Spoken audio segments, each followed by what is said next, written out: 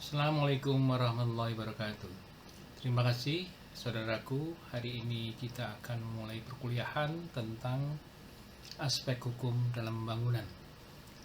Dalam hal pelaksanaan, aspek hukum dalam bangunan biasanya kita kenali dalam pelaksanaan adalah aspek hukum jasa konstruksi.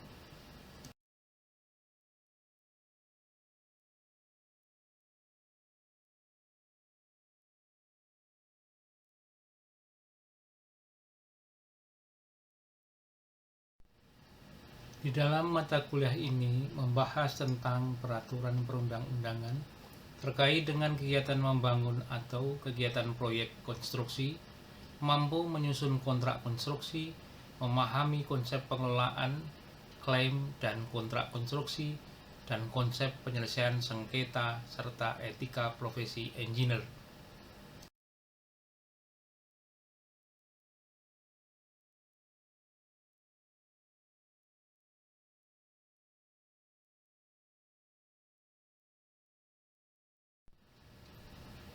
Di dalam perkuliahan ini kita akan membahas beberapa regulasi yang harus kita pahami dalam jasa konstruksi.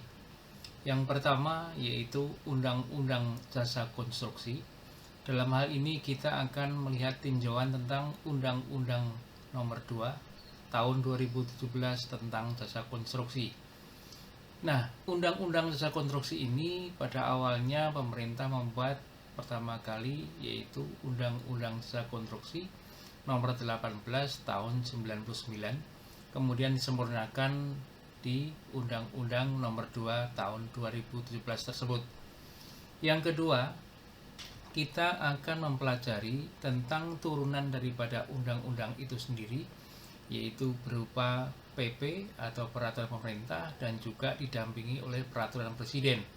Nah, pada saat ini memang sudah ada peraturan presiden nomor 16 tahun 2021 tentang penyelenggaraan jasa konstruksi.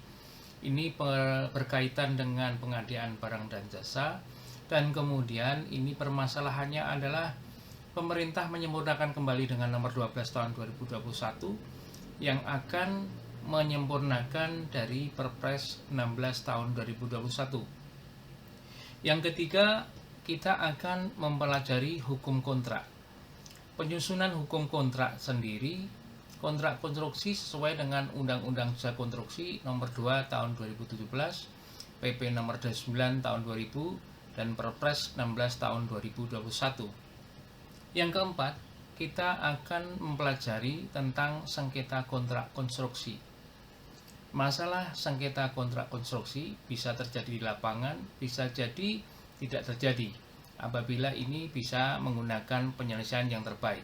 Memang penyelesaian yang terbaik kita melaksanakan dengan musyawarah mufakat. Namun tidak ada salahnya bahwa di dalam klausul kontrak nanti kita akan mencanangkan bahwa apabila terjadi sengketa bisa dilaksanakan secara baik dalam kondisi musyawarah ataupun dengan melibatkan badan arbitrase, dan juga kalau tidak memungkinkan baru masuk ke peradilan.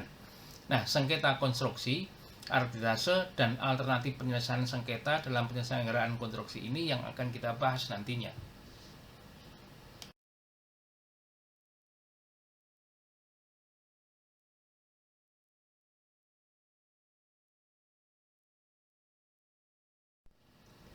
Baik, untuk saat ini kita mencapai ke bahasan yang pertama, yaitu tentang tinjauan Undang-Undang Nomor 2 Tahun 2017 tentang jasa konstruksi.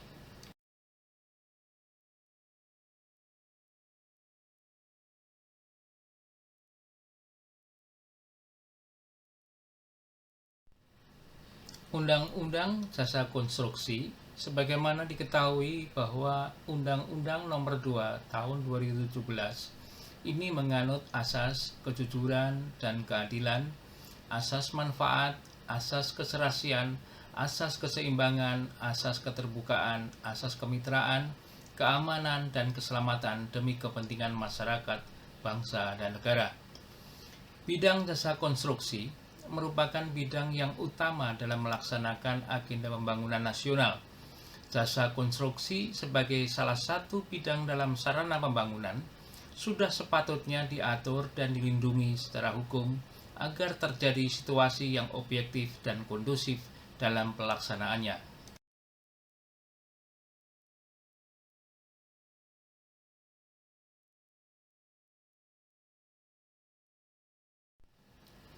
Menuju bahasan yang kedua, yaitu tinjauan tentang Perpres nomor 16 tahun 2021 tentang penyelenggaraan jasa konstruksi.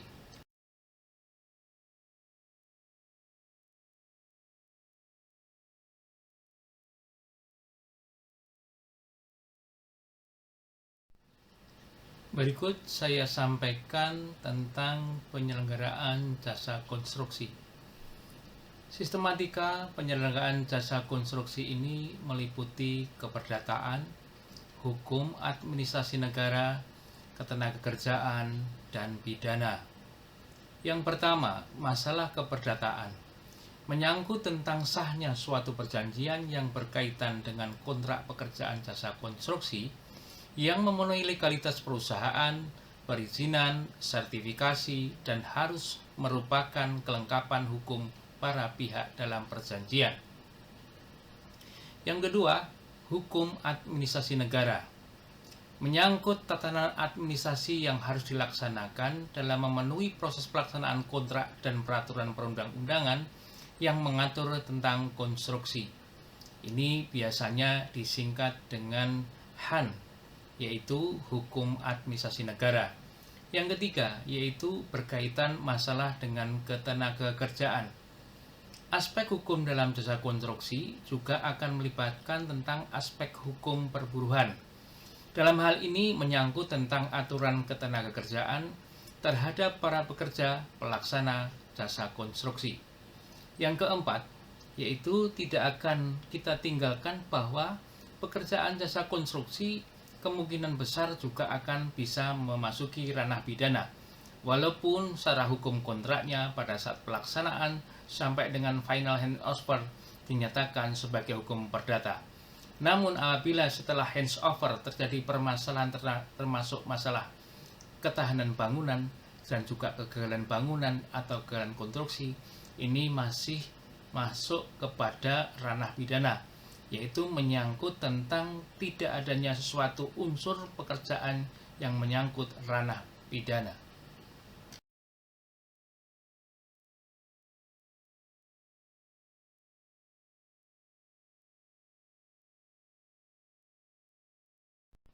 Baik, kita menuju ke bahasan ketiga. Kita akan membahas tentang kontrak kerja konstruksi. Pengaturan hubungan kerja konstruksi antara pengguna jasa dan penyedia jasa harus dituangkan dalam kontrak kerja konstruksi.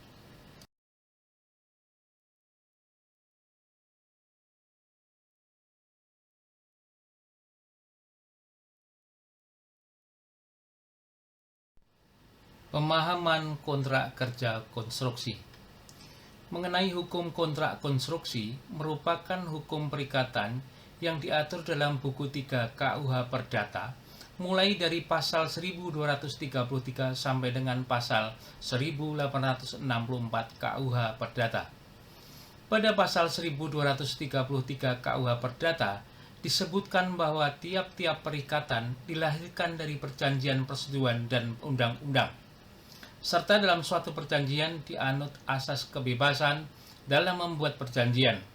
Hal ini disimpulkan dari pasal 1338 KUH Perdata yang menerangkan segala perjanjian yang dibuat secara sah berlaku sebagai undang-undang bagi mereka yang membuatnya, di mana sahnya suatu perjanjian adalah suatu perjanjian yang memenuhi pasal 1320 KUH Perdata, mengatur tentang 4 syarat sahnya suatu perjanjian, yaitu yang pertama, sepakat mereka yang mengikatkan dirinya.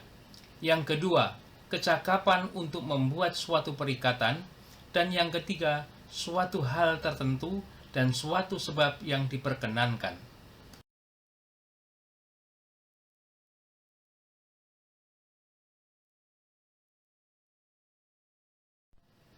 Berikut saya sampaikan tentang formulasi rumusan pekerjaan. Poin pertama, volume pekerjaan, yakni besaran pekerjaan yang harus dilaksanakan. Poin kedua, persyaratan administrasi, yakni prosedur yang harus dipenuhi oleh para pihak dalam mengadakan interaksi. Poin ketiga, persyaratan teknik, yakni ketentuan keteknikan yang wajib dipenuhi oleh penyedia jasa. Poin keempat, pertanggungan atau jaminan yang merupakan bentuk perlindungan antara lain untuk pelaksanaan pekerjaan, penerimaan uang muka, kecelakaan bagi tenaga kerja dan masyarakat.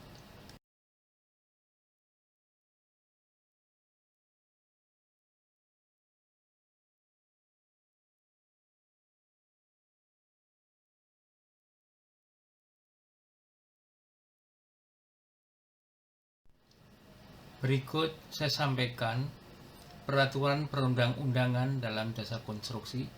Dalam hal ini tentang regulasi yang harus diikuti di dalam dunia jasa konstruksi. Yang pertama yaitu Undang-Undang Jasa Konstruksi Nomor 2 Tahun 2017.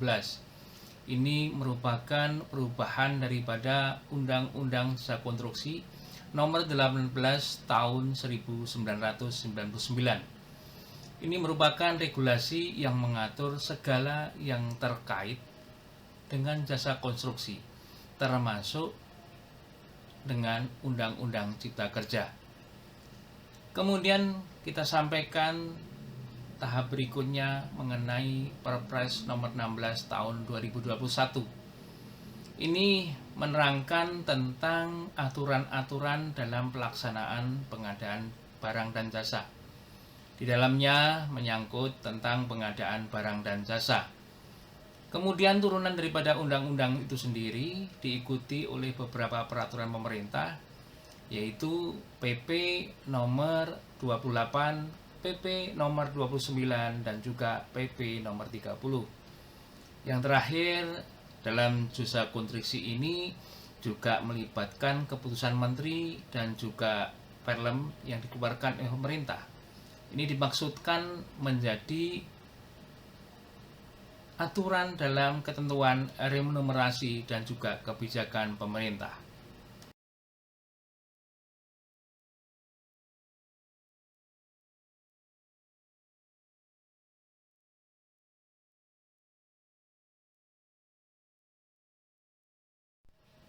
Untuk bahasan yang keempat, yaitu bahasan yang terakhir untuk materi kuliah pada hari ini, yaitu tentang sengketa konstruksi.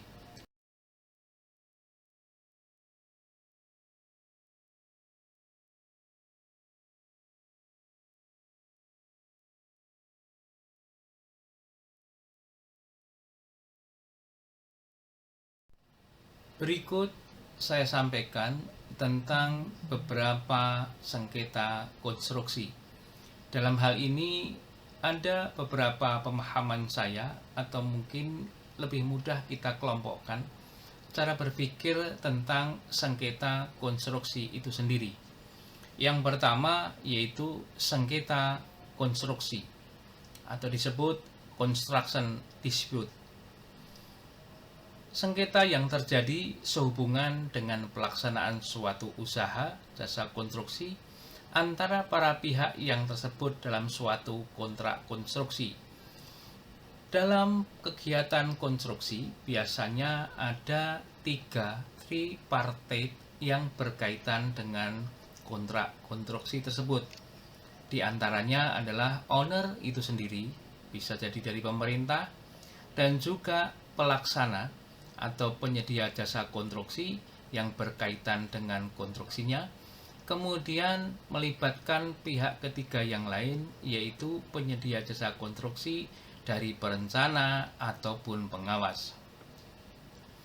Yang kedua, kita bahas tentang penyebab sengketa konstruksi. Yang pertama, yaitu diakibatkan dengan klaim yang tidak dilayani. Biasanya antara pengguna jasa dan penyedia jasa ada keberpihakan dalam hal pemikiran pekerjaan. Padahal dalam melaksanakan kontrak konstruksi, biasanya kita dipahamkan dalam pemahaman kesetaraan. Namun apa jadinya kalau di lapangan ternyata pihak pengguna atau owner masih menganggap bahwa penyedia jasa itu adalah penyedia yang harus melaksanakan semua perintah daripada pengguna. Kesetaraan itu tidak bisa dilaksanakan dengan baik. Yang kedua, yaitu pengguna jasa tidak melaksanakan tugas-tugas pengelolaan dan tidak memiliki dana yang cukup. Hal ini dua pemikiran yang berbanding berbalik dengan yang nomor satu tadi. Yang kedua ini justru dari pihak ketiga atau penyedia jasa, ini benar-benar kurang profesional dalam melaksanakan pekerjaannya. Kemudian yang ketiga, saya akan membahas tentang sengketa konstruksi terdiri dari 3 bagian. Ini memang ada penjabaran di materi kuliah selanjutnya.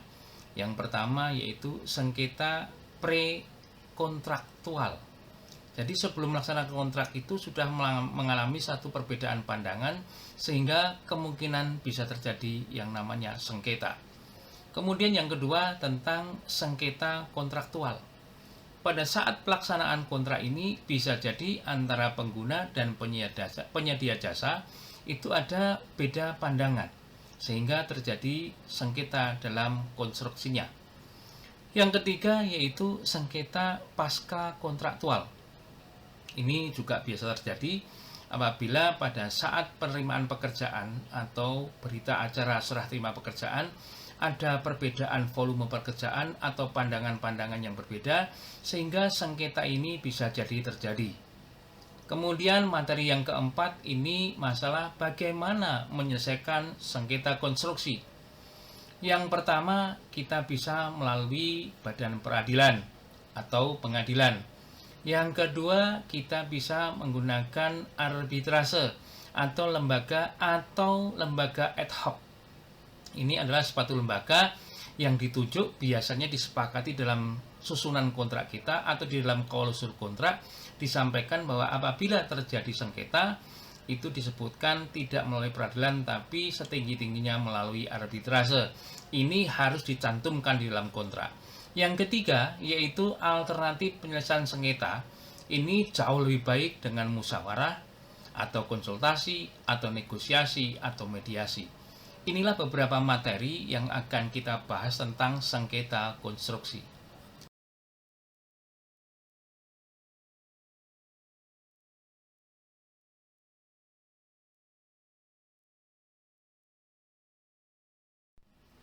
Berikut saya sampaikan sistematika penyelesaian sengketa konstruksi. Ini akan kita bahas selain tentang metode musyawarah mufakat. Namun ini ada 2 metode yang akan dilaksanakan apabila terjadi sengketa konstruksi. Yang pertama yaitu penyelesaian melalui pengadilan. Ini prosedur dan prosesnya mengikuti KUHP. Yang kedua, masalah ini kurang disukai dan diminati oleh pelaku jasa konstruksi dikarenakan memerlukan waktu yang sangat lama, bisa bertahun-tahun, dan menggunakan biaya yang tidak sedikit. Juga sifatnya terbuka, akan dibaca oleh orang lain dan kebanyakan masyarakat. Kemudian para hakimnya hanya memiliki pengetahuan tentang hukum. Ini jadi persoalan karena memang hukum konstruksi itu harus didampingi dengan tim ahli yang memahami dan menjadi praktisi di dalam pelaksanaan jasa konstruksi. Yang kedua yaitu menyelesaikan masalah jasa konstruksi atau sengketa jasa konstruksi melalui arbitrase.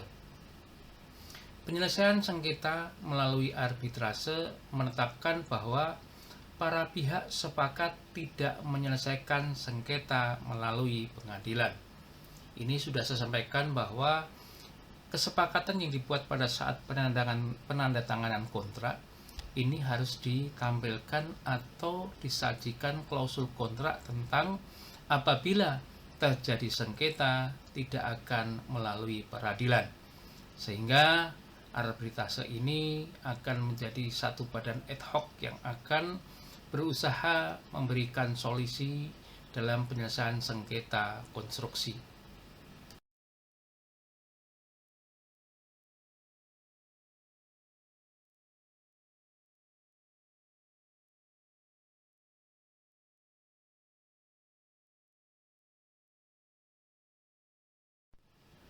Berikut saya sampaikan kenapa sengketa yang harus diselesaikan melalui arbitrase.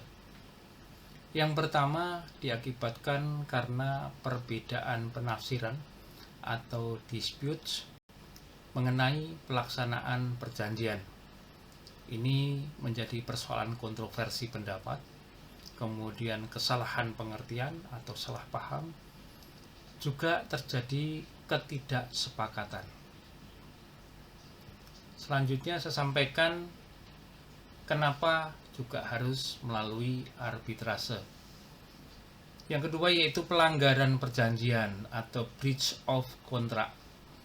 Ini bisa terjadi sah atau tidaknya kontrak atau berlaku atau tidaknya kontrak. Ini memang menjadi pertimbangan pada saat pelaksanaan pre-construction meeting.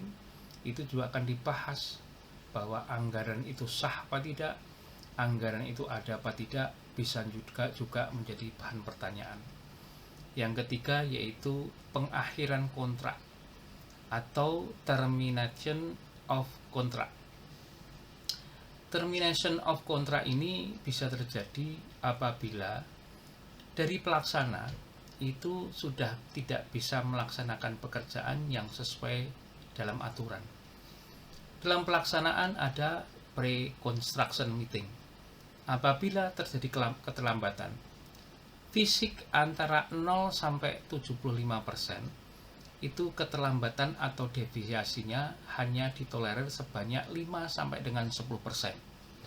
Kemudian antara 75 sampai dengan 100%, apabila terjadi keterlambatan lagi, itu hanya mendapatkan toleransi deviasi maksimal 5%. Nah, apabila kontraktor dalam jeda atau fase tersebut melebihi ketentuan yang ditentukan, bisa terjadi show cause meeting atau teguran-teguran dari teguran pertama, teguran kedua, ketiga, sehingga terjadi putus kontrak.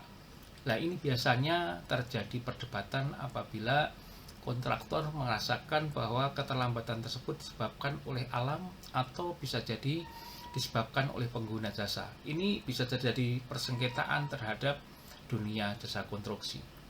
Yang keempat yaitu klaim mengenai ganti rugi atas wan prestasi atau perbuatan melawan hukum. Ini juga bisa terjadi apabila terjadi putus kontrak. Kemudian pelaksana menghadapkan opnam kontrak atau opnam pekerjaan berbeda dengan perhitungan yang dihitung oleh pengguna. Ini masalahnya akan bisa menjadi panjang lebar. Juga masalah ganti rugi. Ini apabila pelaksana merasa yang menyebabkan adalah pengguna, otomatis pengguna diharapkan memberikan ganti rugi. Tapi apabila pengguna menyatakan adalah penyebabnya pelaksana, bisa dinyatakan sebagai wan prestasi. Nah, dasar-dasar inilah hukumnya akan berlaku apabila ini sesuai dengan ketentuan. Namun apabila terjadi perbedaan, tidak ada salahnya melibatkan arbitrase untuk menyelesaikan masalah tersebut.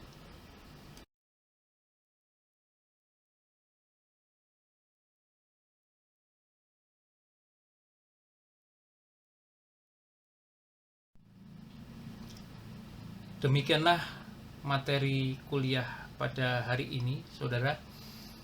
Apa yang saya sampaikan adalah sebagian materi atau dikatakan rangkuman apa yang harus kita laksanakan di dalam pelaksanaan jasa konstruksi. Memang mata kuliah ini disampaikan dalam bentuk materi kuliah aspek hukum dalam konstruksi atau bisa juga dinyatakan aspek hukum dalam pembangunan. Kiranya apabila ada pertanyaan silahkan disampaikan atau mungkin kita akan adakan diskusi sehingga semuanya bisa dipahami dan dimengerti Karena walaupun kita di dalam dunia konstruksi ini selalu menekankan aspek-aspek masalah konstruksinya, namun jangan lupa bahwa di dalam jasa konstruksi ini tidak boleh meninggalkan aspek-aspek hukumnya. Demikian, bila ada kekurangan kami mohon maaf yang sebesar-besarnya. Terima kasih. Billahi taufiq wal hidayah. Wassalamualaikum warahmatullahi wabarakatuh.